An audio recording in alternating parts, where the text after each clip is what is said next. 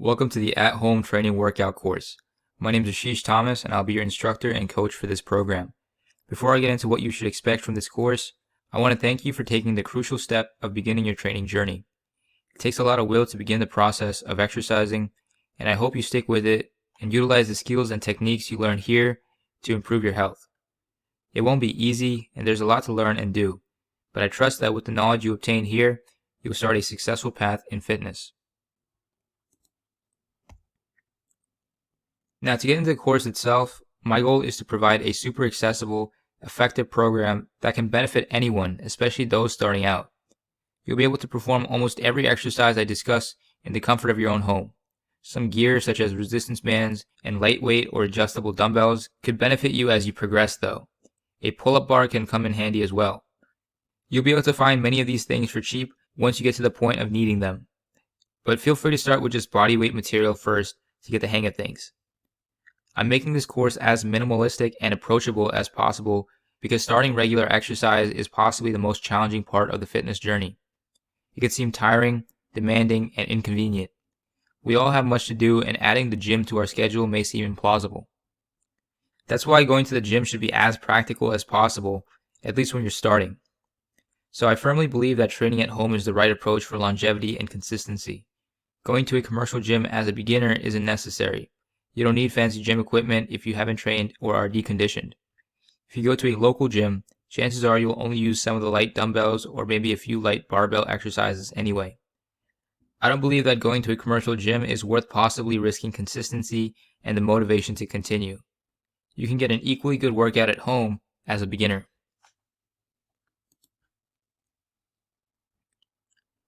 And to ensure you do, I'll detail optimal at-home training by reviewing exercise form, programming, and essential workout knowledge.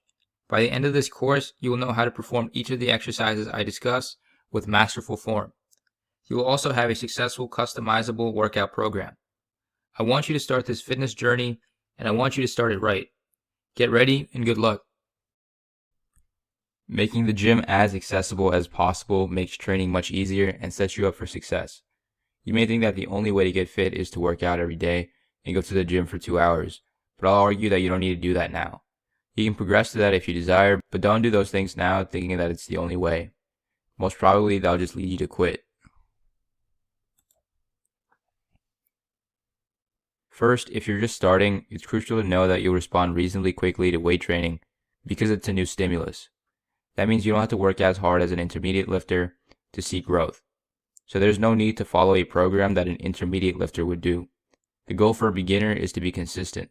So make transitioning to a more active lifestyle as easy for you as possible. With that, it can be argued that going to a gym is overrated. I'm not saying that having a space to work out is overrated. I'm saying getting a gym membership in your area is overrated, at least for beginners. We only have so much time. If we have to spend it commuting, it's less likely we would want to train. The process of getting ready and driving through traffic can be the difference between going to the gym consistently and quitting after a month. Going for an at-home program is a wise decision for that reason. You aren't missing out on much either, because if you're just a beginner, then you won't even use most of the gym equipment. Most beginners will work with minimal resistance, so they only need resistance bands or smaller sets of dumbbells. Sure, there are a lot of high-quality machines that are beginner-friendly, but many of those exercises can be done with dumbbells. Having a lot of choices in exercises can also make the training process unnecessarily confusing and intimidating. That's not even the worst of it. There's also the intimidation factor of seeing more fit people. Many beginners can't even bring themselves to the gym because they don't feel comfortable in their bodies and don't feel comfortable being around very fit individuals. These problems will only slow down your progress, so I'll argue that you should just train at home. Training at home immensely helped me with consistency. I hate commuting, and I don't know if I would have been able to get past long car drives to train consistently. Instead of being a long car drive, my commute consists of walking to my garage. It takes me a minute to get to my gym. If you're a beginner, that's very valuable. In a minute, you can get to the gym before changing your mind. In a 10-minute car ride, there's a lot of time to change your mind and head back home. If you work out at home, you have no excuse to skip. When you start, you don't need much at all. Version 1 of my gym consisted of a few resistance bands, small dumbbells, and an old bench that was torn up. Those things were more than enough for me to see gains. I could have also gotten away with just doing bodyweight training. Even if I could have gotten better gains in the gym in the short term, if I had fancy gym equipment, that's nothing compared to the habits I built and the long-term gains I've achieved. I understand everyone doesn't have a lot of space, but you don't need much space at all. Maybe carve out a section in your bedroom. If your training consists of bodyweight and resistance band exercises, which this routine will primarily consist of, then you could train pretty much anywhere in the house. Band training and bodyweight training will lead to gains. You don't need weights at first. If you get stronger, progressively overload, and train with high intensity, you will get gains. Hypertrophy comes from muscle tension, so you should simply challenge your muscles every time you train. Going over some terms can be very helpful because many of them will come up when we go over exercise forms, but a lot of these are just common gym speak that you will just naturally come across, so it's a good idea to know them. Being familiar with these terms will set you up for success as they are necessary in understanding many fitness concepts. To start, let's just go over some very basic general terms that you're going to hear in almost every discussion about weight training. Reps, short for repetitions, are the amount of times you execute an exercise. For example, if you are squatting, one repetition would conclude after you go down and back up once. If you had to do 15 reps, you would go down and back up 15 times. Sets are groups of repetitions. You may hear people say that they will do 3 sets of 10 reps. That means they'll do 10 reps 3 times with a rest period in between each group of 10 reps. Compound movements are the exercises that involve multiple muscle groups. Some examples are the squat, bench press, chin-up, and deadlift. These are going to be your strongest movements. Lastly, we have isolation exercises. These are your bicep curls and calf raises and basically any exercise that isolates one muscle group.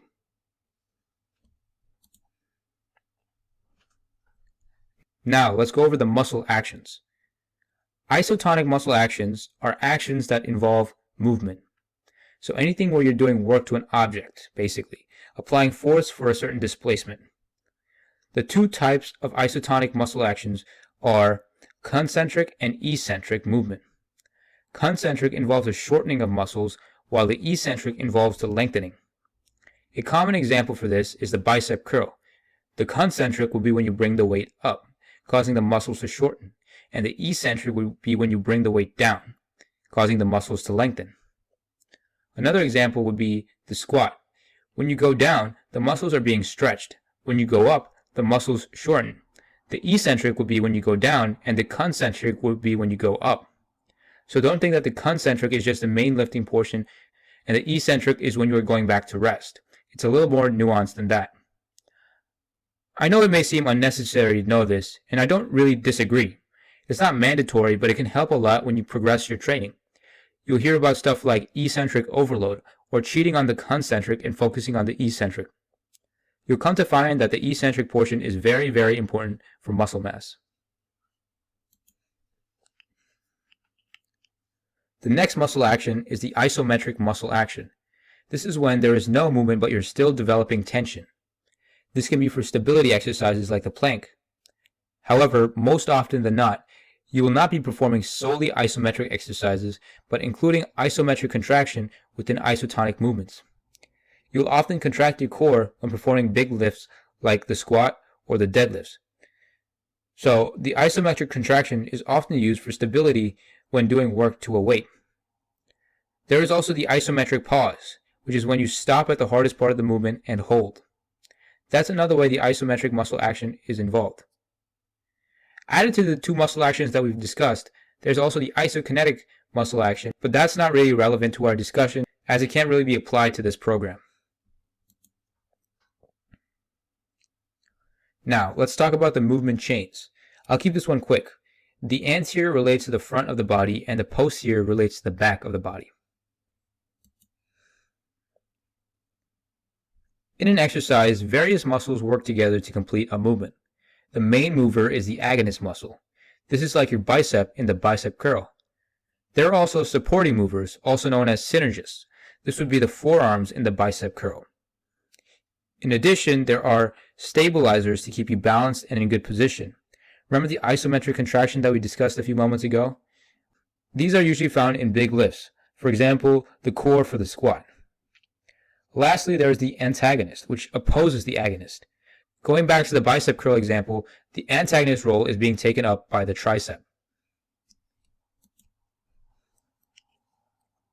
There are two types of muscle fibers. The first is type 1. These are smaller muscle fibers that are slow to fatigue. They are also known as slow twitch, and they are red in color because of the amount of oxygen that they need to produce energy. It's really because of this pigment called myoglobin that improves the delivery of oxygen to these fibers. The other fiber is type 2, which is bigger and faster to fatigue. They're also called fast twitch. Type 1 supports endurance exercises like long distance running, and type 2 supports fast, explosive movements like weightlifting. This one is very important because a lot of us don't have great posture, myself included. A lot of us struggle with upper cross syndrome.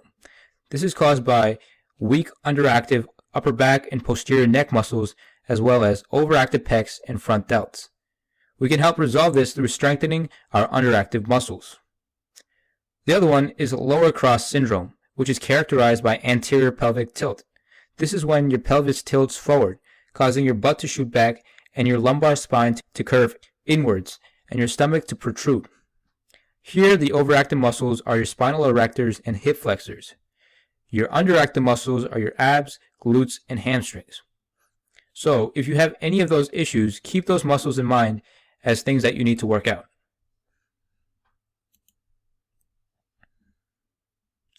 Other issues that you will have to sort out are knee valgus, which is when your knees go inwards, knee varus, which is when your knees go outwards, as well as general muscle imbalances.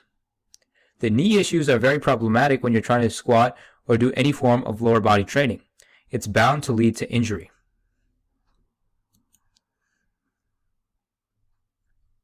Blood pressure is just common knowledge. Just know that the top number should be less than 120 and the bottom number should be less than 180. For calories, just know that you can maintain, decrease, or increase body weight depending on the amount of food you consume. Being on a deficit or eating less than you burn is associated with cutting weight. Being on a surplus or eating more than you burn is associated with bulking to gain muscle mass. Maintenance is simply keeping your weight the same.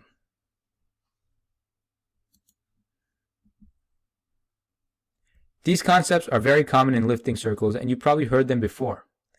Progressive overload is key to stimulating muscle growth. It is training that involves increasing muscle stress. This can be increasing stuff like strength or volume. As we increase muscle stress, we create muscle. That is what hypertrophy training is. Training that focuses on muscle growth and uses progressive overload to achieve muscle hypertrophy.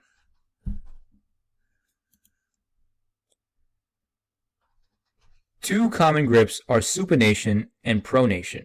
You will have to consider these two when looking at any exercise that involves dumbbells or barbells. Supination is when your palms face up or towards you.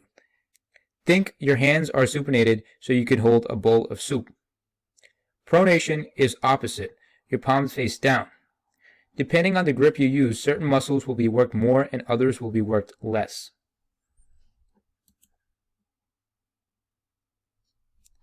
For training sets, we will usually be working with straight or normal sets. We can try to progressively overload by doing more challenging sets, like the drop set, where we train to failure and then immediately follow up by training to failure with less weight.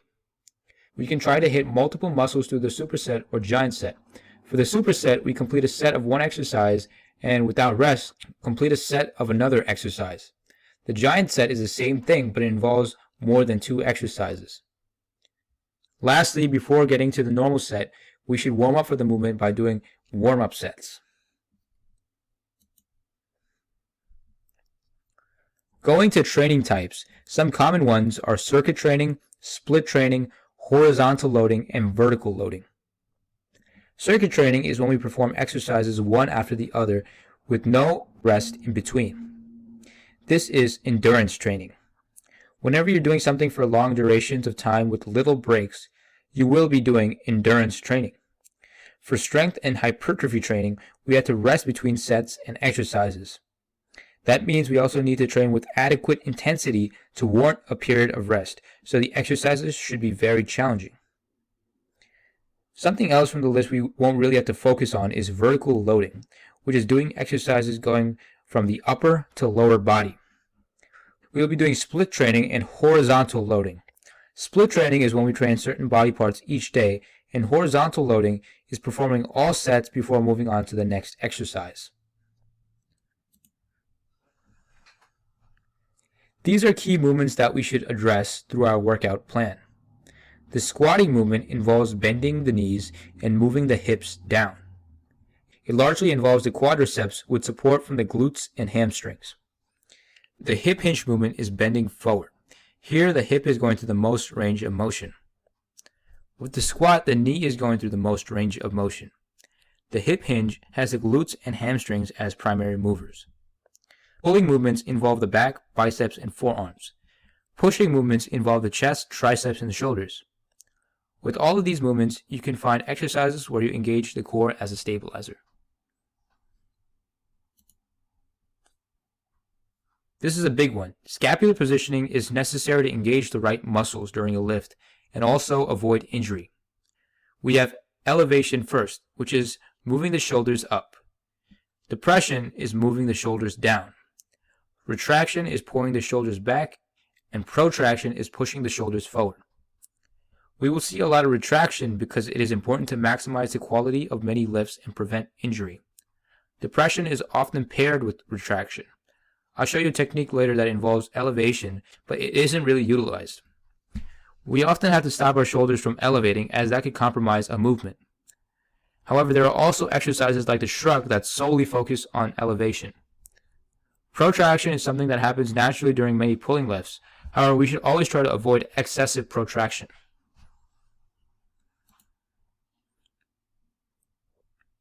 These are some movement patterns that we will see. Flexion and extension in the sagittal plane, abduction and adduction in the frontal plane, and external and internal rotation in the transverse plane. Flexion is bending, extension is straightening. We flex our bicep in the concentric and we extend in the eccentric. Abduction is pulling limbs away from the midline. A common example is the concentric portion of a lateral raise, where we bring the weight up. Adduction is when you bring the limb towards the midline of the body. I like to think of it as adding the limb back to the body, because it's called adduction. This is the lowering portion of the lateral raise, when you bring the weight down. In the transverse plane, we have internal and external rotation. There are many more examples in the planes of motion. There's stuff like dorsi and plantar flexion, as well as horizontal abduction and adduction. But these are the main ones that you will see.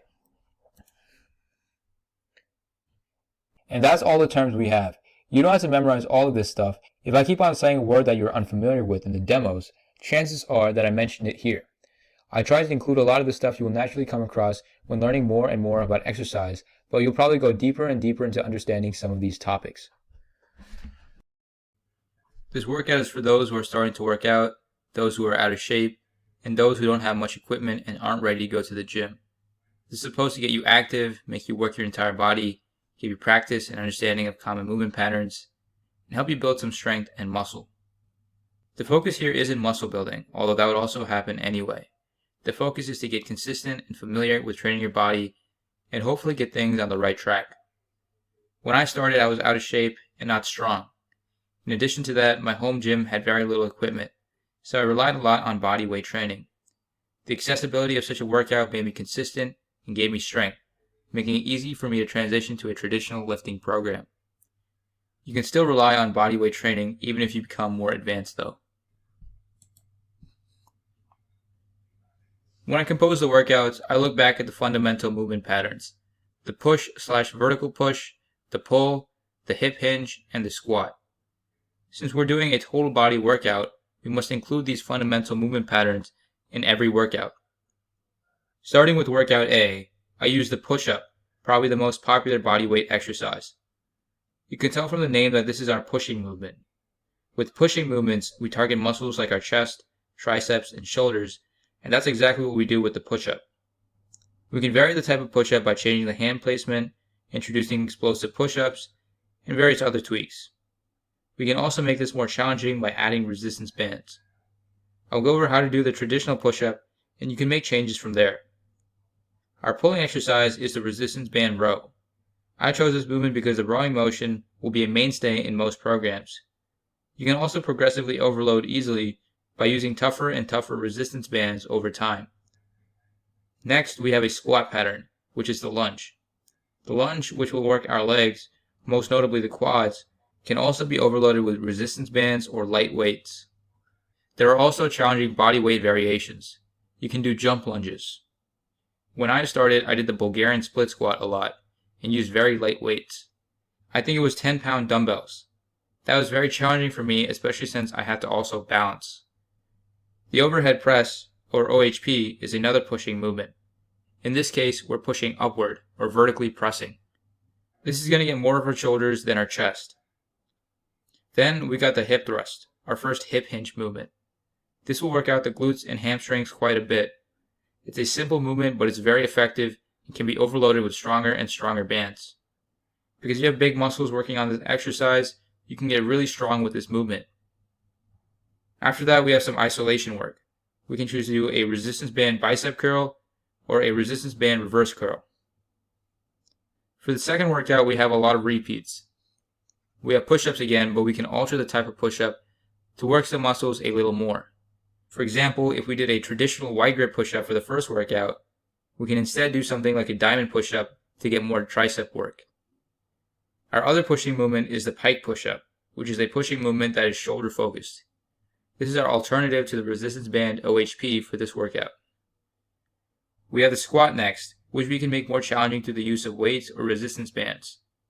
We can also do more explosive variations. If you only have light weights, maybe perform jump squats. If you have some heavy weights, try the goblet squat.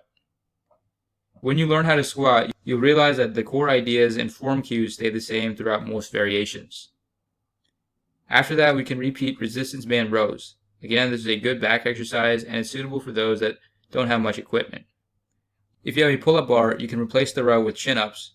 However, if you don't have a bar and or can't do a chin-up, the row is an excellent exercise to build up your back strength to get to a point where you can do chin-ups. If you want to switch and use a pull-up bar, I go over chin-ups later on, so check that out. We have hip thrust again because of the hip hinge practice it gives us and the fact that we can easily progressively overload. Then finally, we have isolation work. I just added curls again. However, if you want to focus on a particular muscle that you feel is lagging, like your calves or something, integrate isolation work for that. Again, I discuss those particular muscle groups later on in this course. So this is a sample week for our program. It goes AB, AB, AB, and so on. So the next week would be the opposite. Instead of ABA, it would be BAB. So depending on the week, one workout would be prioritized more than the other. You don't have to stick to Mondays, Wednesdays, and Fridays. Since it's a 3-day split, you can have some leeway with the days you choose to work out. So you can do Wednesdays, Fridays, and Sundays if that works better for your schedule. Just make sure that you have a rest day between each workout and that you do the same days every week.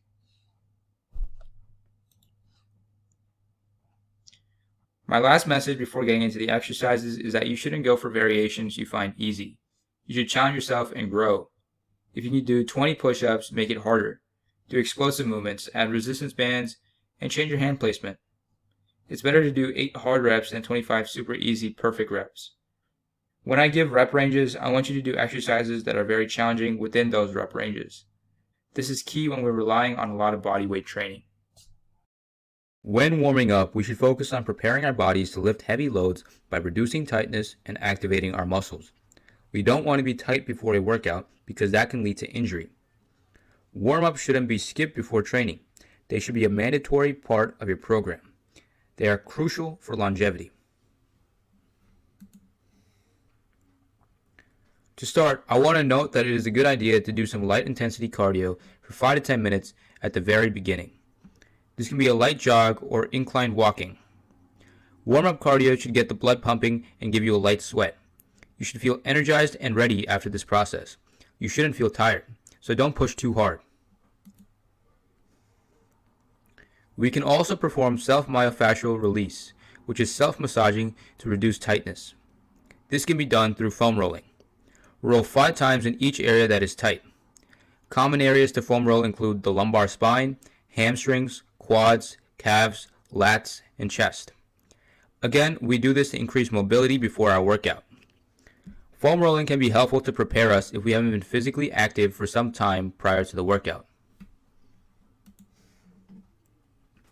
When it comes to stretching before a workout, the general rule of thumb is to perform dynamic stretching, which is stretching that involves motion. We should avoid static stretching, which is when we try to hold the stretch position for a certain period of time. Static stretching can actually reduce strength before a workout. Perform dynamic movements like arm circles, leg swings, and rotations instead. We can also use resistance bands to get some stretching work done. Stretching the band, then going back to the unstretched position, can warm up muscles by providing tension. Oftentimes, I use resistance bands to stretch muscles around my shoulder joint and spine. Going past this, you can also incorporate lightweight or body weight exercises. I usually like to get my legs warm by doing lunges and deep squats where I hold at the bottom position for a second or two. This prepares my joints and muscles. So now that we know the different ways to warm up, let's go over a sample routine. You can start off by foam rolling. Start by going over the thoracic spine, hamstrings, and calves. Roll up and down 5 times. Take this very slow. After you get those parts of the body, turn around to roll your quads and your chest. You roll 5 times for the quads and 5 times for each side of the chest. Then move on to the resistance bands. As I mentioned, using these bands really prepares the shoulder joints and spine. Start with pull-aparts for around 5 to 8 reps. Then move the band overhead to do more pull-aparts for the same amount of reps. After that, bring the band back down to chest level to stretch it apart fully and do rotations for 10 reps. These are some movements that involve a pillar. You should find something like this to tie the band around. Start with side steps. Go for 5 reps of side steps on each side as they allow you to focus on core stabilization. As you perform this movement, contract the abs. Don't pull the band with your arms. Your arms are just there to hold the band. Don't step too far to the side. Just go enough to feel some resistance. After that, do unilateral band rows to get some of the pulling muscles warm. Go slow and hold for a second after you pull the band all the way back. Do 5 reps on each side for this. If you want to get some pushing work done, you can tie the band to a pillar and do a really light bench press where you use the pillar as a bench. Again, slow this movement down and feel the contraction. None of these should take you anywhere near failure. You're simply getting the motion down and getting warm. With the resistance band work done, shift to dynamic stretching and target some of the joints. Start with wrist circles, making sure to go both sides. Do the same for the neck by doing neck circles. You can also do arm circles and arm swings. In addition to all that, some more rotations without the band can be a good idea. These movements really prepare the joints and muscles in the upper body. Since you're not holding any position for long periods of time and are in motion for the most part, you won't hinder your strength later on. After completing these upper body movements, move on to the lower body by doing dynamic leg stretches. Start with leg kicks and do around 10 reps for each leg. This really opens up the hips. Finally, we're going to work with some squatting movements. Deep squatting is effective, especially if you hold at the bottom for a second or two. Doing this really prepares the knees for the workout. You should also do lunges, both traditional and side lunges. Traditional lunges are also good for the knees, and side lunges further open up the hips. For both the squat and lunge, you don't have to do many reps. Aim for 5 to 10 for each exercise. When doing warm-up sets, aim for 2 sets of very light intensity warm-ups for the particular exercise you're about to do. You don't have to do a warm-up set for every exercise, but definitely do it for the first few. If you already had a big compound movement for your legs, there's really no point warming up your legs before a different leg exercise. However, feel free to add a warm-up set for a movement if you want to practice the form. With the push-up, the chest will be the agonist, and the triceps and delts will be the supporting synergist muscles. There are multiple variations of the push-up, but there are some things to keep in mind when executing this exercise, no matter what variation you are doing. To start, let's look at some of these variations. Here, we can clearly see that changing our hand position greatly affects which muscles are being targeted. Closer your arms are to the midline, the more tricep involvement you get. Additionally, if you push your butt up to get into a vertical position and have your arms slightly forward so that your shoulders are near your ears, you begin to perform a push-up variation that primarily hits the shoulder muscles. This is called the pike push-up. I will go over both of these variations at later times, as they are very useful in providing variety for our workouts and making sure that no muscle is neglected. Now, let's go back to the traditional push-up. To start off, your arms should be straight down from your shoulders. Having them too high or low can change which muscles are being worked, as well as the overall quality of the movement. Your hands should be neutral. That means that they should not point inwards or outwards when you're in the push-up position. If you allow them to point inwards, you will be internally rotating the shoulders, which causes shoulder pain and tension during the movement. You want to keep the shoulders externally rotated for shoulder safety. You can do this by going with a neutral hand position and then pushing the hands outwards without actually moving them. Your neck should also be neutral, and you should keep your head position in mind as you perform a set. It's common for trainers to let their heads fall forward as they perform the movement. This is a problem because they're reducing their range of motion. If your head is falling forward, it would reach the floor too early on the descent and cut crucial inches out of the motion. Additionally, make sure your lower back isn't arched. To keep this area of the body strong and neutral during the movement, it is helpful to contract the core and glutes. We don't want our hips collapsing because it makes us lose stability and also reduces our range of motion. Although I don't show this in this particular image, keep in mind that your legs should be straight as well. If you can't do a push-up though, you can bend your knees and rest them on the floor to do assisted push-ups. Something that should be considered in the push-up is scapular retraction. Retract your scapulae to provide tightness. Retraction provides the stability required to push with more force and also puts the shoulders in a safer position. You won't get this with a protracted position. While retracting, depress or bring down your shoulders for additional stability. Depressing your shoulders will also help you maintain chest focus and stop the traps from taking over. When you go down, you have to make sure your elbows stay in line with your wrists to adequately target the chest. This is because if your elbows are in line with your wrist, you are limiting elbow flexion. If the wrists are higher than the elbows and we go through great elbow flexion, that means that there's a greater range of motion required to go back into extension. Since elbow extension is the job of the triceps, not stacking the wrist and elbow will lead to greater tricep focus. To make sure that your elbows and wrists stay in line, you shouldn't go straight down. Instead, you will go down and drift slightly forward. So you'll be going down at an angle. To reach the same starting position, you'll go up and slightly backwards. If you're really struggling to get your arms in the right position, you can use a method to get your arms down before the set. Start by sitting up on your knees and adducting your shoulders so that you're making a T with your body. Keep your elbows straight and bring your arms in front of you. Then finally, bend them back so that your hands are near your chest and your shoulder blades are retracted. Then, with this arm position, go to the push-up position. This will give you that 90-degree angle when you bend your elbows for the exercise and maximize your chest focus. Again, if you're looking to get more tricep focus, just bring your arms in. Finally, your elbow position is important. You shouldn't allow your elbows to ever point sideways. That can lead to elbow pain and possibly lead to injury down the line. It's also bad for your shoulders. You won't be able to generate much force from this position, and you'll take away focus from the chest. Even if you're doing a wide grip push-up, the elbow should be pointing backwards more than sideways. Keep your arms around shoulder width for your wide grip push-ups and your elbows tucked in.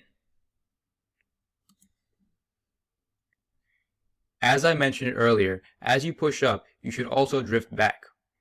Make sure your elbows are straightened at the top and that the rest of your body is stable.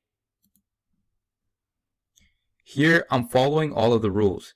I'm tight and I'm also practicing scapular retraction. This gives me the stability to maximize the push-up. My arms are also in a good position and my elbows don't flare. To conclude, this movement is almost identical to the bench press in many ways, so practicing proper form here will translate well later on. Everything from retraction to the path of motion is the same for both the bench and the push-up. The difference is that for the push-up, you're moving with your body, and for the bench, you're moving the weights up. Remember that you don't have to just stick to the body weight variation for this exercise. You can use weights or resistance bands to progressively overload. Just make sure your form doesn't collapse as you increase the tension. You may find a tendency to revert back to incorrect form when pushing heavier weights. Be disciplined and reduce the load if you can't follow the rules mentioned. The resistance band row is going to work your back. You may have noticed that it shows up for both workouts as a primary back exercise. This is because I think that this is the best back exercise that is available with level 1 resources. There isn't too much training that you can do for this muscle group without traditional weights. Now, if you can do more than 5 reps of pull-ups or chin-ups and have access to a bar that is safe to perform the exercise on, you should add that to your routine. I go over the pull-up and chin-up forms in level 2, so check that out there. Also, if you have some equipment and feel ready to do some of the stuff in level 2, feel free to mix and match exercises in both of the levels. That would be a good way to begin transitioning. However, before that, let's go over the resistance band row. For the row, the primary movement to focus on is the scapular retraction when you pull the band back and the slight protraction as you let the band go to its original starting position. When you pull the band back, you will naturally pull your shoulders back. When you let the band back to its original position, your shoulders will move a bit forward. Just ensure that you aren't curving your spine during protraction.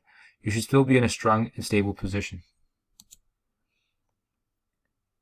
This row has many different variations. The one in this slide is the seated variation. To do it, you should have your legs fully stretched out and the band around your feet. You'll be pulling the band with your legs and feet as resistance. You can also tie the band around a pole or pillar instead. Either way would work fine. When it comes to your upper body, keep your chest up.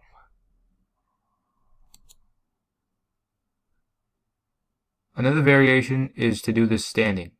I'm usually a proponent of standing variations. We already sit down enough throughout the day, but I'm going to go with the seated variation here because I feel a lot on my hamstrings while standing, and that leads me to fail faster.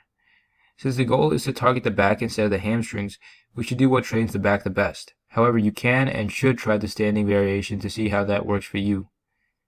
To get into this position, start by standing straight with a band on each hand. Also, have your feet over a segment of the band. Next, with your chest up, push your hips back until you can't go any lower without curving your spine. You should feel a stretch on your hamstrings. Then, to execute the movement, you simply pull the band up and go to retraction. While doing this, keep your elbows tight and make sure they don't flare out. When you let the band come down, control the motion and control the protraction. As I said, we shouldn't be collapsing in on ourselves. Going back to the seated variation, it's the same thing. Pull the band towards you, keeping your chest up the whole time. As you pull, your scapulae will retract. Again, make sure your elbows are tight to your body. Having them pointing outwards will cause stress on the joint. When returning to the original position, control the movement and control the scapular protraction. Keep yourself tight throughout the entire movement and repeat the reps the same way every time. As you can see, I keep my elbows tight to my body and my scapulae retract as I pull. I hold for a bit after pulling, and then I control the motion back. There's a slight protraction when I take the band back, but I'm not losing my upright spine. The lunge is your first lower body movement, and the main focus is the quads, but the other lower body muscle groups are also a part of the movement as synergists. Additionally, the core is involved as a stabilizer. Doing this exercise can be awkward at first, so I'm going to start with the stationary lunge rather than the walking variation. With the stationary lunge, you'll work each leg individually to failure. You won't be switching legs every rep and possibly causing inconsistent movement. The stationary position is a lot easier to keep stable. When doing the exercise, start by getting your stance down. Your chest should stay up to keep your upper body stable. Your rear leg, which is the leg you're using as support, should be properly aligned with the rest of your body. This means the knee of your rear leg should be in line with your hip and shoulder joints. Use those 3 joints as markers and make sure that they make a straight vertical line. The lead leg should be moved forward and the knee of that leg should be unlocked. Don't straighten your lead leg. Relax it and give your knee a very slight and natural bend. The distance that you put your foot forward will take some experimenting. This distance matters because it will determine your knee positioning at the bottom of the movement. When going down, we should go straight down. Our butts should be moving in straight lines. We just go straight down, and our knees will naturally move forward. At the bottom, our hips should still be aligned with our shoulder and the knee of our rear leg. The upright chest position should be maintained. We should definitely not be drooping forward.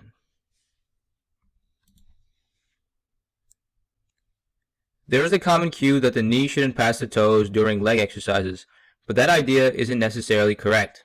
When it comes to squatting, not letting your knees cross your toes can lead to a compromised spine and therefore cause back injury.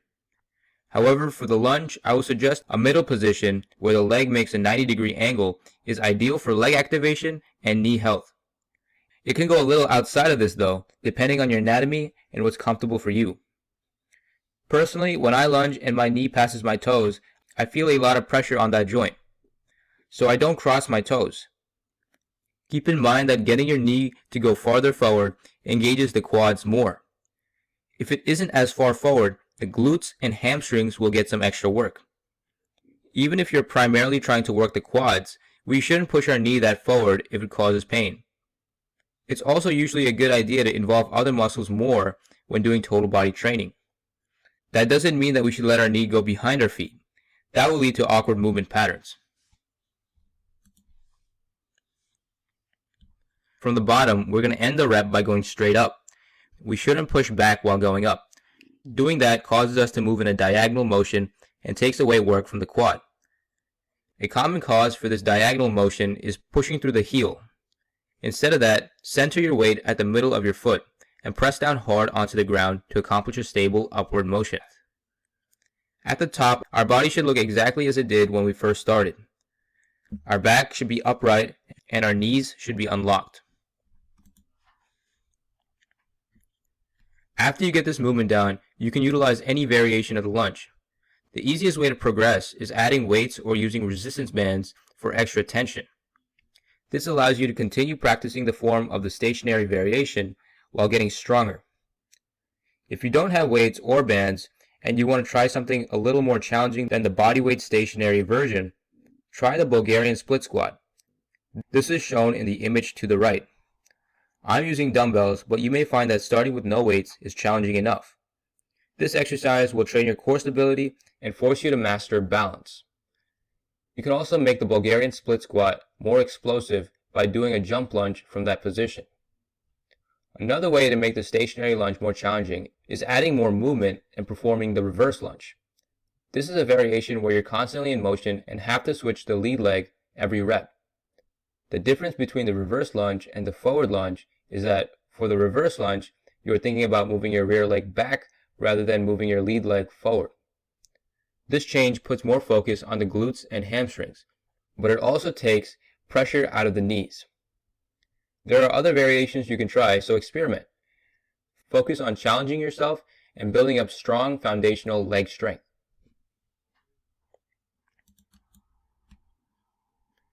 Here, I'm doing the stationary lunge with the reverse band.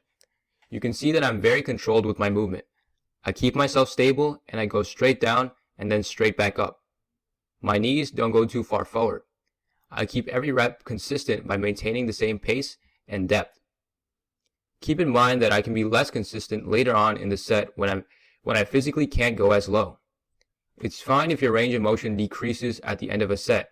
That's just a part of training to failure. Just maintain proper form. The overhead press, or OHP for short, is a vertical pressing movement that primarily targets our shoulders and triceps as well as our upper chest. It should be a very simple movement. When you're starting off, you can do them with a resistance band or light weights. For the resistance band version, start by placing a portion of the band under your feet. Your feet should be shoulder width apart. From there, pull the band up so that it reaches your collarbone. Your elbows should be pointing forward and slightly to the side, and your chest should be up. After you reach that position, tighten your glutes and push straight up. Don't try to maneuver the band around your head. You should move your head back so that you allow the band to go straight up. This is called opening the window. We do this because we don't want extra movement and we want to maintain the tension in the muscles we are trying to work. After the band passes your head, you can close the window, which means returning your head back to the original neutral position. At the top, your elbow should be straightened and locked. You can hold that position for a second, then bring the band straight down. Remember to open the window when the band nears your head, and close it after the band reaches your collarbone. Another way of doing this exercise is with dumbbells. Simply put the dumbbells on top of your shoulders, making sure your elbows are facing forward and slightly to the side. From there, maintain a stable chest position, push up, and return the weight back down. You don't have to worry about moving your head for the dumbbell version, since it's not in the way of the weights. If you plan on doing this version, you should aim to do them standing instead of seated. There are many different ways of doing standing dumbbell OHPs. You can go with a weight that isn't too heavy or light and control your pace, really keying in on the eccentric and concentric. Or, if you feel ready, you can go heavy and use leg drive to explode the weight up. You can also combine both of these methods. You can use medium weight and then do normal reps until you reach failure. Then, after you reach failure, you can use leg drive to squeeze out a few more reps. As you can see, I'm pushing the weight straight up. It seems a little awkward at first, but it helps a lot if you hold your position and keep yourself tight. Remember to move your head around the band. It should not be that you're moving the band around your head. The hip thrust is used to train your posterior leg muscles like your glutes and hamstrings. There aren't too many bodyweight exercises for these muscles that are very challenging. However, trying something like the glute bridge can be an effective start to get the hang of activating these muscles. Still, I'm going with the resistance band hip thrust due to the fact that it can be easily overloaded over time. For this exercise, set up by grabbing a band and forming it into the shape shown in the corner. Then find an elevated surface that's around knee height and rest your shoulder blades on it. The lowest part of the back that this surface should touch is the bottom of your shoulder blades. At this point, your butt and feet should be on the ground. Keep your knees bent and your legs close to you. Then, to get the band in position, place each foot in one of the loops. Finally, place that top segment on your pelvis to get the band fully set up. At your starting position, your shoulder blades will be resting on the bench, your neck will be neutral, your lower back will be slightly arched, and your feet will be shoulder width apart. Make sure your feet aren't too far back or forward. You know you're at the right distance if your knees are at 90 degrees when you push up and reach the top lockout position. If your feet are too far back, you'll put pressure on your knees and get quad engagement, which is not the purpose of this exercise. If your feet are too far forward, you limit the range of motion and place much more focus on your hamstrings. To get to the lockout position, push your glutes straight up. Your butt shouldn't sway forward or backward. Your feet should be in the same position and stay planted on the ground. You know you reach the top position if your legs are parallel to the ground and your knees are 90 degrees. You don't want to go higher than this because doing so will put pressure on your lumbar spine. To ensure you don't go too high, keep your head facing forward while also having your chin tucked. This will make it easier to identify the lockout position and avoid overextending. Additionally, make sure your knees don't cave in as you move into lockout. They should point straight. You can tilt your feet slightly outward if you're struggling with this. Focus on your pace for this exercise. Go up slowly and squeeze your glutes at the top. Hold for a few seconds and then control your motion back down. I remember it being really hard for me to really target my glute muscles and feel them working when I started. Going slowly and focusing on squeezing the muscles is an easy way to get that mind-muscle connection. Also, play with your feet positioning. If you feel a lot of work in your quads, move your feet up. If you feel a lot of work in your hamstrings, move the feet back. Remember, this should primarily be a glute movement. Those other muscles come in as support. As you can see, there is not much range of motion, so you can get really strong with this movement. You can progress with resistance bands or even place some dumbbells in your lap. Either way, just make sure you can control your movement and form if you do overload.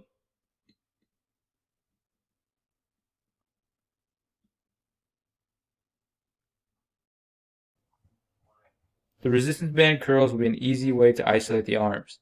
This exercise will be for your biceps and forearms, but you can incorporate isolation tricep exercises, which I will discuss later. I go over other often neglected muscles as well later in this course, so you can superset exercises for those muscles with a curl. But right now, I know it may seem like we're not doing enough isolation work. However, keep in mind that every other exercise is a compound movement. Still, you can improve this workout and tailor it to your needs.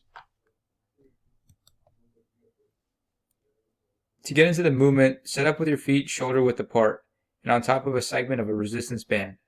Pull the other segment of the band up with you until you're standing straight with your arms all the way down. Your chest should be up and your grip should be shoulder width. The grip can either be supinated or pronated.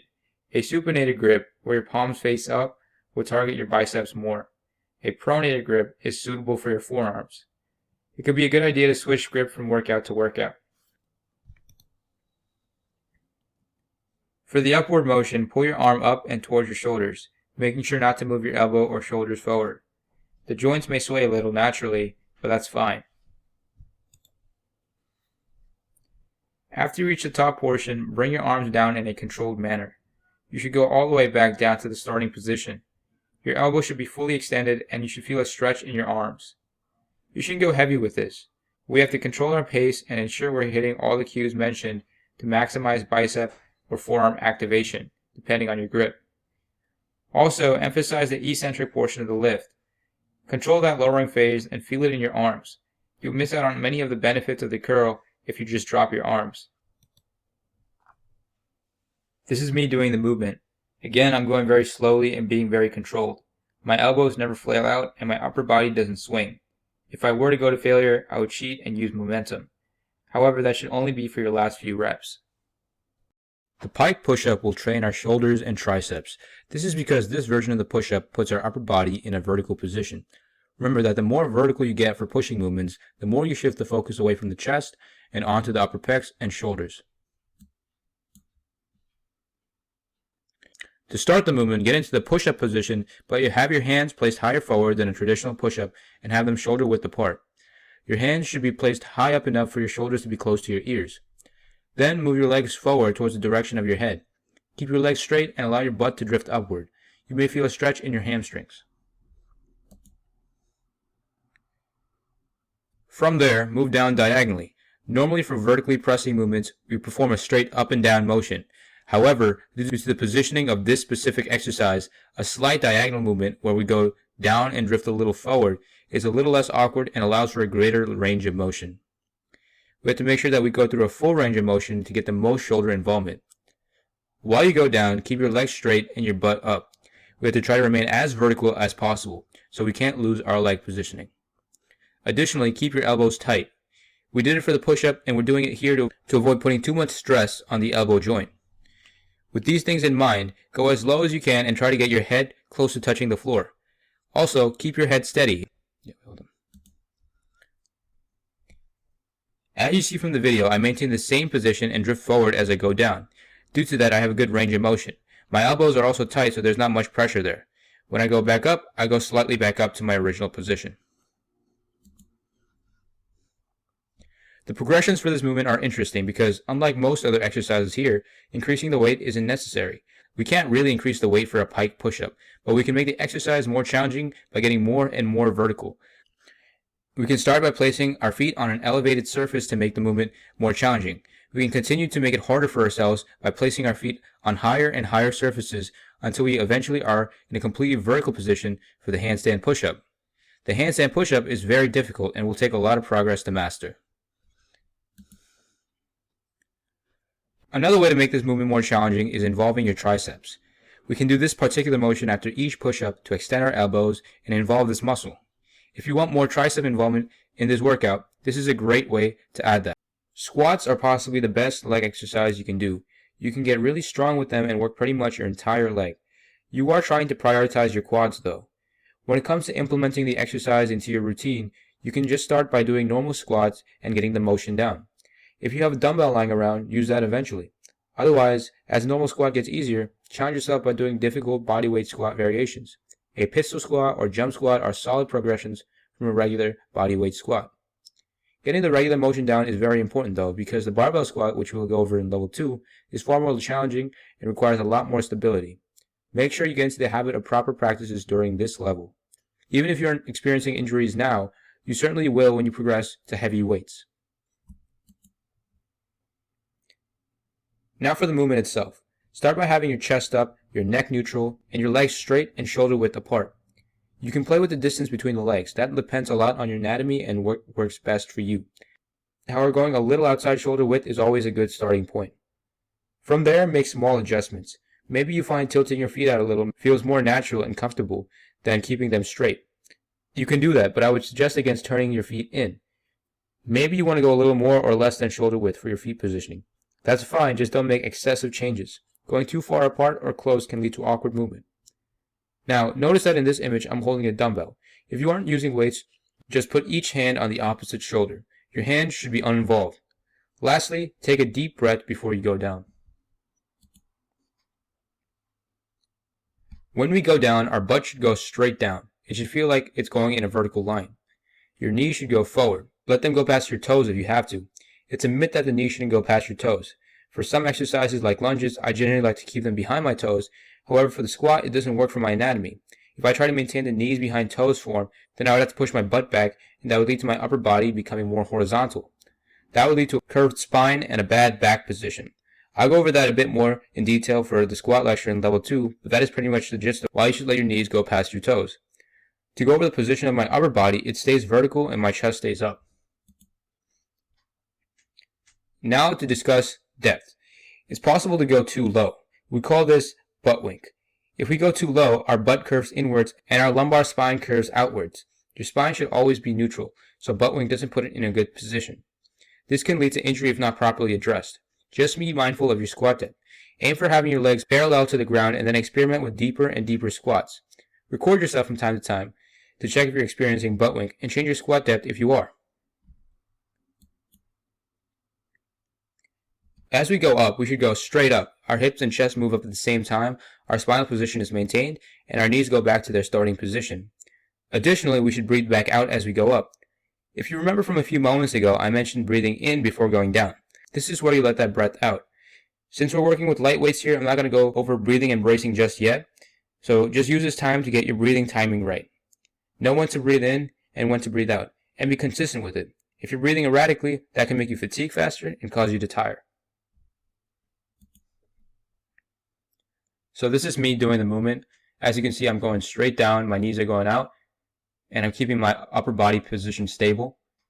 The movement stays the same every single time. I'm consistent with my reps, and I'm not experiencing butt wink. My spine is always in a good position here. The chin-up is a great addition to training the back. If you have access to a bar, this should be your first choice for a back exercise. With that said, I know the pull-up is the more traditional choice, but there are a few differences that made me opt for the chin-up. Now the chin-up, unlike the pull-up, involves a supinated grip. That's the only real difference when it comes to form. However, I've noticed that the chin-up is more often executed with your arms closer together than the pull-up. When it comes to the muscles trained, the chin-up has a bit more emphasis on the bicep, which is good for this program because the other back exercise, the row, doesn't involve the biceps as directly. The pull-up is slightly better for your lats though, so it's based on your preference and goals for which exercise you choose. Before I get into the movement, I just want to mention that if you can't chin up or chin up for more than 5 reps, you can build up your back strength by using a resistance band to support you during the movement. You can also do back rows instead to build that back strength. But once you get stronger and obtain more practice, you should be able to do chin-ups more easily. To start with the bottom position, the grip width is crucial. You shouldn't go too close because your arms will start overtaking the back. Muscles like your forearms and biceps will get most of the load, and they can't lift as much as the back. If you go too wide, you begin to lose your range of motion, which could lead your elbows to point too much to the side, causing problems for the shoulder joint. The ideal grip width is slightly outside of shoulder width, with both hands roughly the same distance from your midline. You can get this position by making a 90-degree angle with your arms, and then reaching straight up for the bar. You should also be gripping the bar with your palms. For stability, when you're starting in the dead hang position, keep your chest up. This gives you additional tightness and keeps your upper body in a strong position. Being loose makes the movement more awkward and inefficient. It could also lead you to pull more from one side and give you muscle imbalances. When it comes to legs, many people keep their legs crossed while others keep their legs straight with their core and glutes contracted. Doing the latter will activate the anterior chain because the core is now involved as a stabilizer. This is definitely a good thing, but the argument for crossing the legs is to remove any involvement of the anterior and solely focus on the posterior muscles that the exercise was intended for. Either way works, but contracting your abs to get them involved as stabilizers can aid the movement.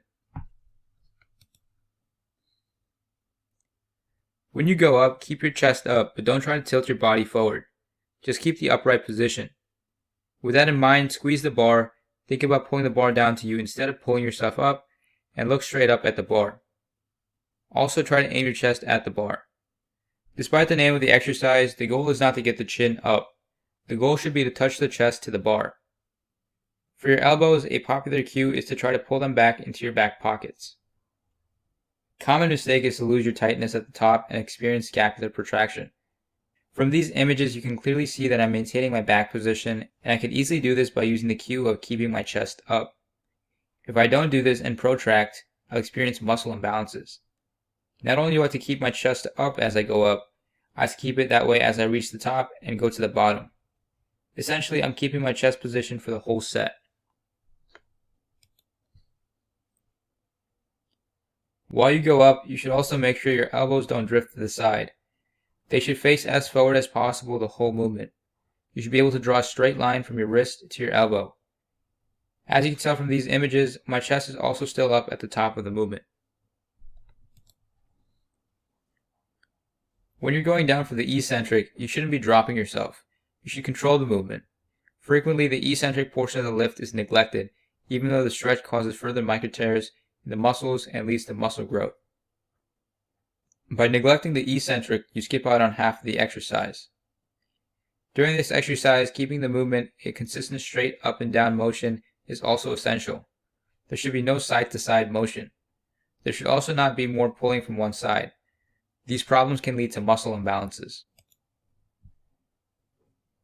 Here with these videos, you can see both the front and back of my body. My elbows stay tight, I go straight up, and I try to hit my chest to the bar. I can even hold it at the top before controlling my downward motion. My legs are fully straightened to involve the core, and lastly, my scapula goes from elevated to depressed as I move up. We often neglect our rear delts and upper back musculature. These muscles are important to build up because, added to aesthetic, they can improve posture. In a lot of routines, the rear delts are ignored in order to fit more room for the front delts and side delts. The front delts are usually overtrained as they are already heavily involved in most pushing compound movements. There is no need to isolate them. In fact, we should actively avoid overdeveloping the front delts because it can lead to or exacerbate rounded shoulders. For ideal posture, we have to build up our posterior muscles. The face pulls are great for this, but we have to make sure we do the right version. The goal is to get as much external rotation as possible for the shoulder joint. To execute the movement, people most commonly use resistance bands or cables. Here, I'm using a resistance band. There are two notable ways to perform a face pull. One is having the band high overhead and pulling down towards you. The other is having the band low and pulling up towards you. None of them are wrong, but they have very different purposes. As I mentioned, we want to get external rotation of the shoulders to target the rear delts. Having the band low for an upright version of the face pull keeps the shoulders internally rotated and doesn't target the rear delts as much as we need. In addition, having the cable overhead can feel better on the shoulder joints. If you have history with shoulder pain, definitely go with the version I'm going to show you. So for all of those reasons, I'm going with the overhead method. Having the cable lower and pulling up can really get your upper back muscles like your traps, especially if you have an overhand grip.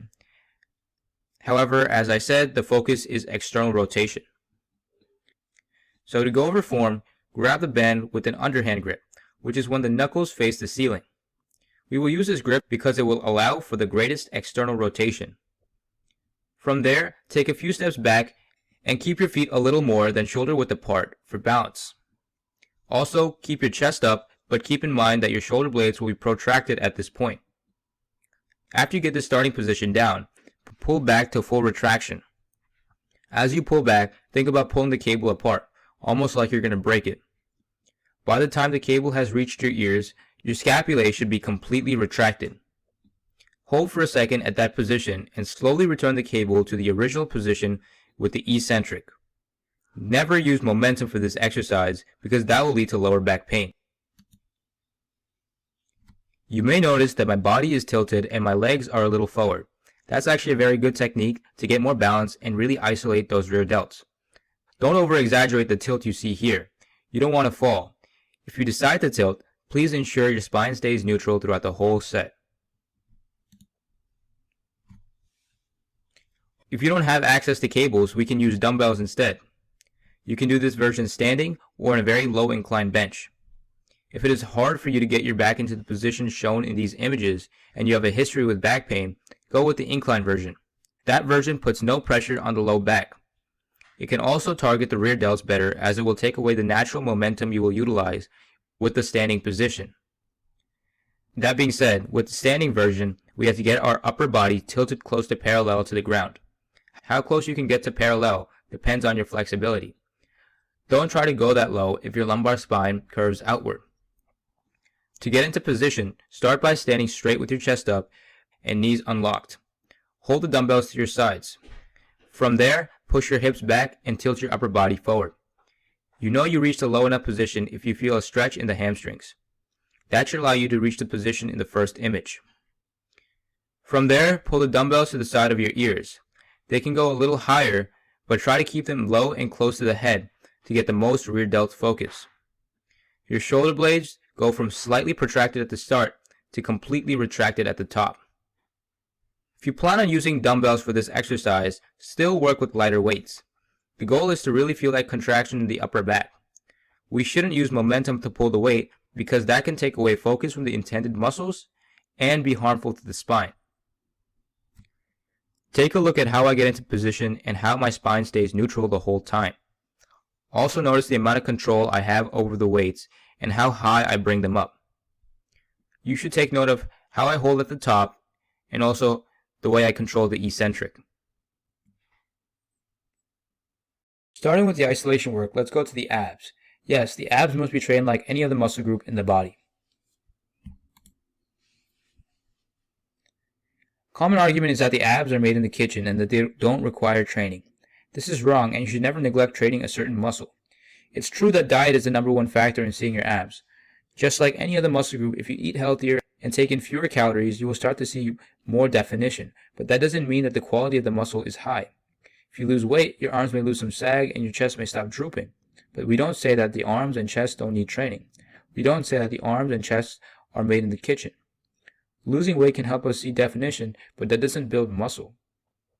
To get your abs to really pop and show, you must train them and build abdominal muscle. Before I trained my abs, they certainly showed a bit due to my diet, but they were soft and I had to flex them to get them to pop. After training, they became really hard, like more rock solid than any other muscle, and I didn't have to flex them to get them to pop. Additionally, getting that part of my body stronger made it easier to perform other lifts. As you know, abs are utilized as stabilizers in many big lifts. Overall, not training abs is a recipe for failure because it leads to imbalances, limits aesthetic potential, and hampers your strength. When it comes to actually training the abs, it's no different than any other muscle group. As long as you're training with enough sets and intensity, you will see changes. However, doing circuit training with bodyweight ab exercises and not reaching high intensities will not help. Overall, train your abs around twice a week. That's not 2 workouts, that's 2 exercises a week. You can integrate them into your main workouts or put them together with other isolation exercises on your isolation days. Do exercises that work your entire core, and add supplemental movements for specific parts of your abs that you find lagging in development. Training abs can be done in various ways, such as through resistance bands or dumbbells, but I prefer hanging variations. They are more challenging and also involve much of the upper body. I usually avoid crunches and anything that involves dumbbells for abs when I'm not hanging. Dumbbell crunches don't feel good on my spine, and in general, it's a controversial movement, so it's best to avoid it. Resistance bands and cables can definitely be effective, and I've had far fewer issues on my spine when using them for crunches. However, I don't have access to cables, and resistance bands don't offer enough tension for me anymore. It can work out for you, but you may find it necessary to progress to hanging exercises at some point. One common exercise is the hanging knee raise. You can do this hanging from a bar or in a captain's chair. The captain's chair will be easier, but you can make the hanging version easier by getting some straps. Overall, this is a fairly simple exercise. You can start off hanging on the bar with your legs straightened and pointed slightly forward. This leg positioning keeps the core activated at the bottom. From the starting position, simply move your legs up and think of touching your knees to your chest. You can progress the movement by adding weights. Remember that you should always be able to go past 90 degrees. If you're stopping at 90 degrees, we don't execute spinal flexion, and the movement becomes primarily hip flexor dominant. If you're lifting with weights and find yourself struggling to go past 90, definitely lower the weights. That last part of the range of motion definitely makes or breaks the exercise, as it is vital to ab development. You can also progress to a leg raise where you try to touch your shins to the bar. There is a lot of upper body involvement as the arms are involved in providing stability. When executing this movement, remember to practice spinal flexion to engage your rectus abdominis. Also keep this movement controlled. Swaying can cause back issues. You can do a more oblique focused variation like this, where you turn your body from one side as you go up. Get equal reps on both sides of your body. There are also non-hanging ab exercises that you may want to try. I won't suggest weighted crunches, but you can try the resistance band standing crunch. To execute this, stand with your back on some kind of pillar. Have the band tied around the pillar and hold the two ends next to the bottom of the ears. Then crunch down, trying to get your elbows near your knees. You can get more oblique involvement in this exercise by tilting towards one side when you go down and the other for the rep after.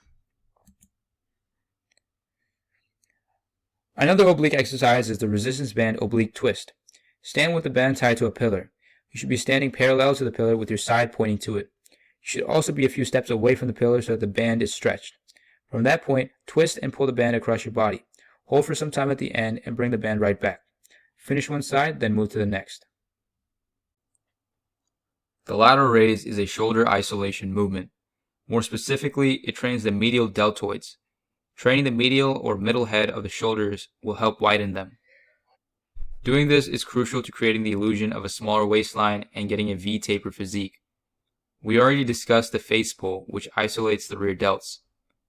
Training the rear delts is mandatory since they are crucial for improving posture.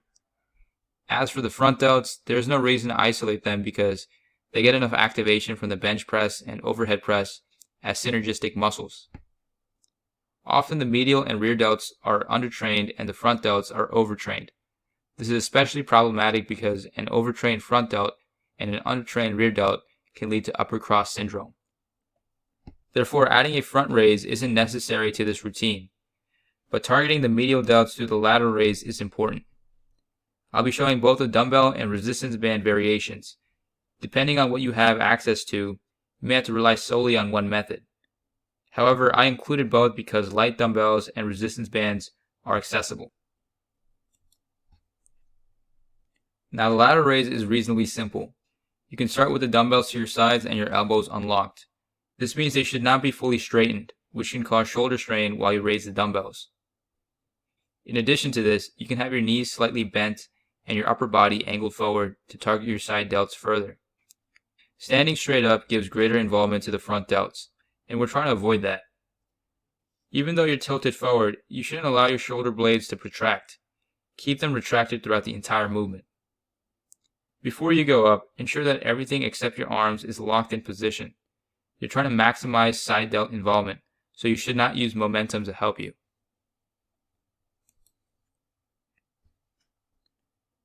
For the motion, pull the dumbbells up and away from you. I find this movement more comfortable when pointing my thumbs slightly higher than the rest of the hand, causing a minor tilt in the dumbbell. Don't overdo the tilt. Your hand should still be close to a neutral position. Going too high with your thumbs will shift the focus to the front delts.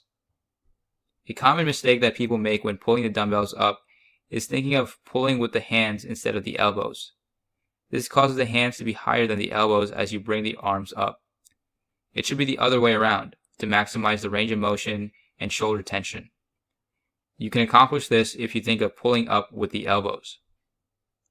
Staying on the elbows, keep them slightly bent throughout the entire movement to avoid hurting the joint. The bend should be the natural unlocked position of your elbow. If you find yourself bending more than that, you're likely lifting too heavy.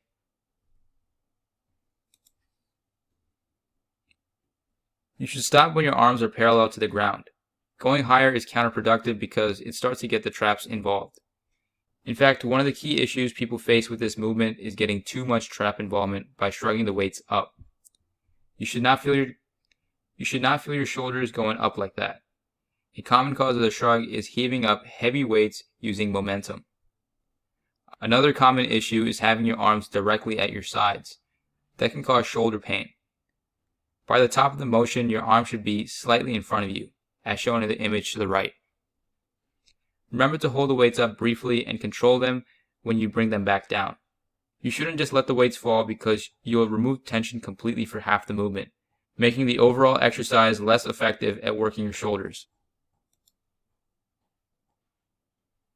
During the lowering portion, you have a choice between getting the dumbbells all the way back down to the starting position or stopping a little outside of that. The second choice is good because it maintains shoulder tension throughout the entire movement. When you let the weights go down and rest at your sides, you're letting your shoulders rest. Stopping early can be challenging at first, but it is a solid progression after you get comfortable with the exercise. A common alternative to stopping early is avoiding a pause when reaching all the way to the bottom. However, that may increase the pace of the set, which is something we want to avoid because that could lead us to swing the weights. A different alteration to increase the intensity of the exercise is using momentum after failing. This will help you drain a few remaining reps and overload your shoulders. Practicing techniques like that is a great way to facilitate progression. While I perform this set, I control the entire movement. I don't give up on the lowering portion. It's the same effort all the way through. I talked a lot about the dumbbell lateral raise, but that doesn't mean we're restricted to dumbbells. We can use resistance bands like the one shown here. Just keep in mind that the same methods apply. When training the triceps, we have to work all three heads. That's not very complicated as the function of all of them is to extend the elbow joint. So any movement involving elbow extension trains the entire tricep. Now most commonly dips are used as a heavy tricep movement, and we can use it at home too with minimal equipment.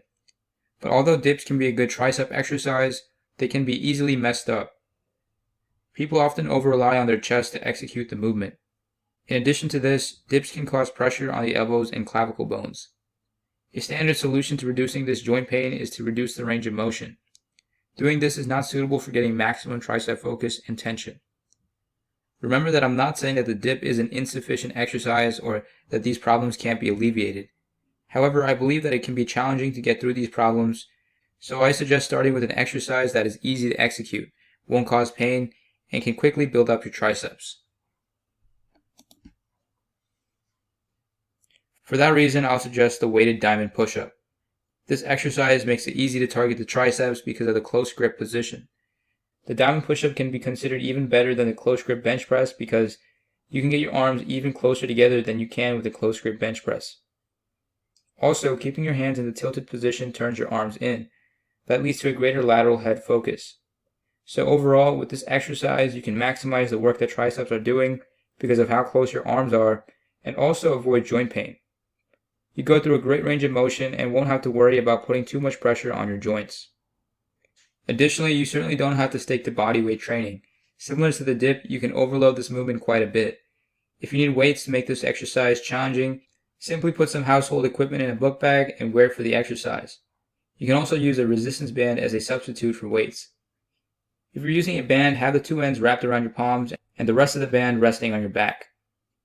Keep in mind for the diamond push-up, we're looking for a middle rep range of around 8 to 15 reps. Going too heavy can cause you to reduce your range of motion. We can go light, but it's a good idea to focus on strength training because there is a lot of strength potential with this exercise. Many of the form rules from the traditional push-up are found here. The weights aren't compromising my posture, my neck is neutral throughout the movement, my shoulders aren't shrugged, my scapulae can't be seen in this image, but they stay tight and retracted. My butt is up and contracted to stop my lumbar spine from collapsing. You don't want your hips to sag because that'll reduce your range of motion. The difference between a diamond and traditional push-up is how our hands are placed. As indicated by the name of the exercise, we have to make a diamond shape with our hands. Placing them this close together shifts the focus from the chest to the triceps. Remember that the closer the hands are to the body, the more the focus shifts away from the chest and onto the tricep. Because your hands are as close as they can possibly be, you can maximize tricep focus. When executing the movement, keep your elbows tight to your body. Tuck them to the sides. They should almost be rubbing against your lats. Keeping them this tight maximizes tricep focus. If you let your elbows flare out, you shift the focus away, and if you flare too much, you get shoulder tension. As I perform this exercise, I stay tight in my arms and keep them close to my body. Make sure that the weights don't mess up your push-up form. Having something on your back can make it harder to stay up, so start off with a lighter weight to get the mechanics down. You can alter your programs to lean towards an aspect of training that aligns with your goals and ambitions.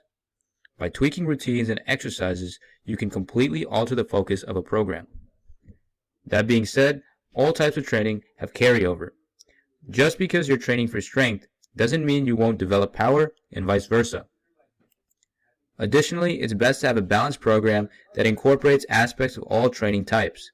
However, if you find yourself enjoying a certain type of exercise over the others, try to find ways to get into your routine more.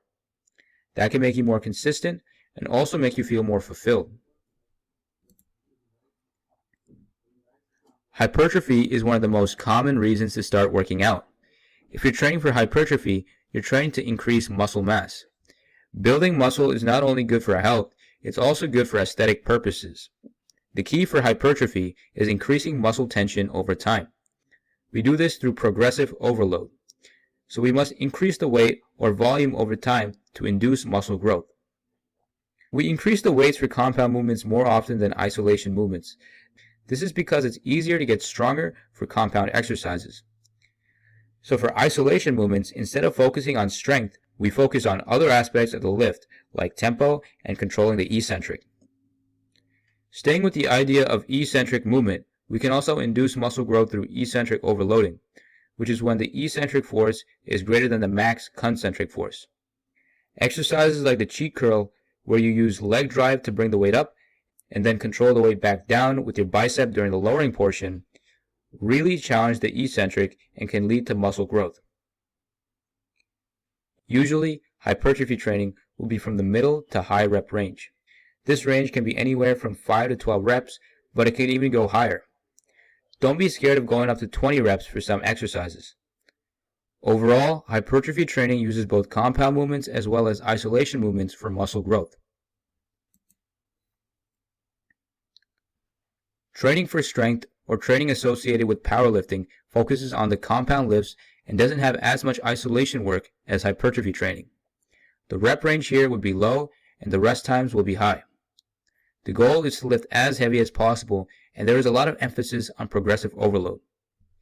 Strength trainers are trying to increase the amount of weight they lift as fast as possible. That means that parts of training like range of motion take a back seat. Instead of trying to maximize range of motion like with hypertrophy training, strength training tries to lower it. In fact, a key skill in this form of training is being able to move the weight in the smallest range of motion possible. Strength training should be a progression from hypertrophy training, as it is far more challenging and can more easily lead to injury. Since you have to work with very heavy weights, it is key to have your form perfected. Small mistakes can lead to injury. Long rest and recovery is also mandatory here. If you don't get adequate rest and recovery, it's not possible for the body to push heavy weights. Training for power is mainly about utilizing explosive patterns. Oftentimes, power workouts are composed of supersets. These supersets include one lifting movement like a bench press and one explosive movement like a medicine ball throw. You can also just do more explosive versions of weighted exercises. For example, you can do the push press instead of the typical overhead press. The overhead press requires you to avoid cheating and solely rely on your pressing strength. On the other hand, the push press requires you to use momentum and leg drive to press heavy weights up. Power training can be good for athletes who are looking to improve performance on the field. It can be very helpful in increasing your speed and vertical jump. However, that is not to say that power training is the only way to accomplish those goals. Traditional lifting and strengthening of muscles will lead to higher jumps and faster movements. The Bulgarian split squat, deadlift, and squat are exercises that can contribute to increased power, and thus they should be included in power training. If you want to lean heavily towards training for power, consider plyometrics. This involves exercises like box jumps and clap push-ups, which are specifically designed for developing explosiveness. Endurance training is usually associated with cardio, and that makes sense because cardio is a great form of endurance. Still, you can apply endurance principles to weight training. Endurance weight training involves training for high repetitions with light weights. You also get very little rest in between each set. Circuit training and vertical loading can be utilized in endurance programs as well. Despite that, it's always a good idea to include cardio as a form of endurance. Cardio will burn the most calories, so if the goal is maintaining a low body fat or decreasing weight, it is a must. When it comes to which form of cardio you should do, it's best to choose something that you enjoy and doesn't put too much pressure on your joints. It won't be a good idea to do an intense treadmill HIIT workout after a few sets of heavy squats. Overall, all of these training methods will benefit your fitness. As I said, you can make adjustments to your plan to lead towards one type of training more than another. For example, you can do more explosive versions of compound movements to focus more on power. Or you can lift for lower reps to train for strength. Cardio is something you should include in your routine for the sake of your health. Neglecting your cardiovascular health is terrible for the long term. It really shouldn't be ignored since cardiovascular disease is the #1 cause of death. In addition to that, you should always put effort into keeping a healthy body composition. Even if you're bulking, maintaining a healthy body fat should be a priority. There's also a common fear of cardio affecting gains. You won't lose all your gains because you jog 30 minutes, the same way you won't get too big if you lift for 30 minutes. You can negatively affect your weightlifting performance if you do a lot of cardio, but doing a few sessions every week for short to medium durations of time, around 20 to 30 minutes, is not going to hurt you. If you're still worried about cardio affecting your gains, try to reconsider your goals. In my opinion, being able to lift something a few pounds heavier is not worth skipping out on your cardiovascular health. Going past gains, another common worry with cardio is injury. The only way you get injured is if you don't take proper precautions. First of all, always warm up and practice proper form. Secondly, time your cardio correctly and don't try to push yourself too hard. Avoid doing things like intense HIIT training after an exhausting leg workout. If you are walking or jogging, you shouldn't be getting injured. When doing low-intensity cardio, your body uses fat as a substrate. However, if you want to lose weight, you have to burn calories. You will burn more calories with higher intensity training. So don't think that just because your body is using fat as energy during low-intensity training, that you're actually going to burn more fat. I did say to make your sessions low to medium intensity, but that's simply to avoid injury and hindering your training performance. We're not doing a lower intensity to burn more fat. If you want to focus on weight loss, change up your program to put more emphasis on cardio and be able to perform higher intensity sessions. This may force you to have less intense weight training sessions. That being said, cardio should not be used as the primary tool for weight loss. Your diet matters a lot more, and you should be regulating what you eat. You won't be able to burn off a bad diet. You will burn off maybe 300 calories during a 30-minute jogging session. That's less calories than what you get from eating a few chocolate chip cookies. Still, cardio is very important for weight loss, and those few hundred calories can put you in a deficit. You just have to pair cardio with a good diet to be successful. As I mentioned, cardio will interfere if you do high volumes and high intensity. It will also interfere if you do it before your lifting session. do it after the session instead, or do it during your rest days. But what exactly does non-interfering cardio inclusion look like? For most of us, some steady state work that lasts 20 to 30 minutes a few times a week will suffice. If you think you don't have enough time, look over the rest of your workout schedule. From a health standpoint, you should prioritize cardio over doing stuff like isolation training. A lot of those exercises aren't mandatory in a basic lifting routine. Most of them are just there to give you an edge when it comes to building up certain muscles. Personally, I jog on a treadmill for 30-minute sessions a few times a week. This isn't very intense, which is good because I'm already giving my leg joints a lot of work by performing lower body compound movements. While jogging, I can also multitask. If I need to study, this is a good time to watch review videos. If you don't want to jog, there are various other cardio-based machines that you can test out. The elliptical is a good option that works your whole body. The rowing machine can be good if you want to do cardio while training your upper body. Jump roping is another popular option. Whatever you do, just be consistent. Now I just want to go over some general health habits. A lot of this is simple but important knowledge that revolves around fitness outside the gym. I'll even go into some very basic nutrition. Let's start with the importance of being active. Most of our metabolic activity is just body maintenance. Some of the other energy that we burn is through exercise and some is through food consumption. However, a notable part of our metabolism is non-exercise activity thermogenesis, or NEAT for short. NEAT is a larger part of total daily energy expenditure than exercise. This goes to show that exercise, although very valuable in burning calories, is still only a very small part of our day. We can't neglect being active throughout the rest of the day because of that 1 hour of exercise. How often we sit or walk can have a notable effect on our body. That is why a sedentary lifestyle is often discouraged. We should aim to live a more active life. Being active throughout the day is a necessary complement to working out and having a good diet. The primary method of keeping your body active when you don't exercise is walking. To burn more calories, find ways to walk more often. Maybe take a longer route to a destination. Something else I do to keep my body from being completely inactive outside the gym is utilizing a standing desk. Doing this can be very beneficial for posture. Standing can also keep you moving. I find it easier to leave my workstation when I'm already up than when I'm comfortably seated. Still, using a standing desk won't lead you to burn more calories. The desk should not be used for that reason. The purpose of standing more often is to improve posture and reduce sedentary habits. However, it can be overdone. If you stand too much, you may find yourself having sore feet and even low back pain. It can be a good idea to switch in and out of standing and sitting for better balance.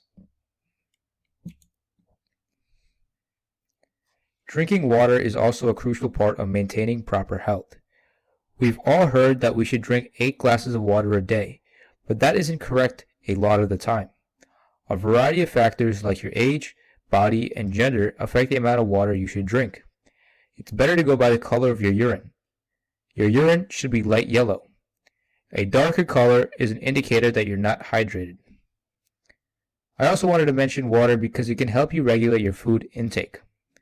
Oftentimes we mistake dehydration for hunger. Drinking water will lower your appetite. Drinking water will lower your appetite and lead you to eat less. Since water has no calories, we can drink a lot of it. Use it to replace the other liquids in your diets. If you're drinking a lot of high-calorie juices, it's a good idea to drink more water to get more hydrated and reduce juice intake. To go over nutrition, the dietary guideline for Americans suggests eating highly nutrient-dense foods that's low in calories. Some notable examples are fruits, vegetables, protein foods like beans, nuts, and lentils, and lastly, dairy. A healthy diet can be applied to individuals of all cultures and needs. An example I can think of is vegetarians. If you're a vegetarian, you won't be consuming a lot of complete proteins. For that, you would have to eat meat. However, instead of eating meat, you can introduce high protein foods that fit your vegetarian diet like beans, tofu, and edamame. To move on, generally when it comes to weight loss, eat low-calorie, filling foods. Eating 200 calories of vegetables will leave you more full than a 200-calorie cookie. You can eat a lot more quantity of vegetables at 200 calories than you can with processed foods for the same amount of calories.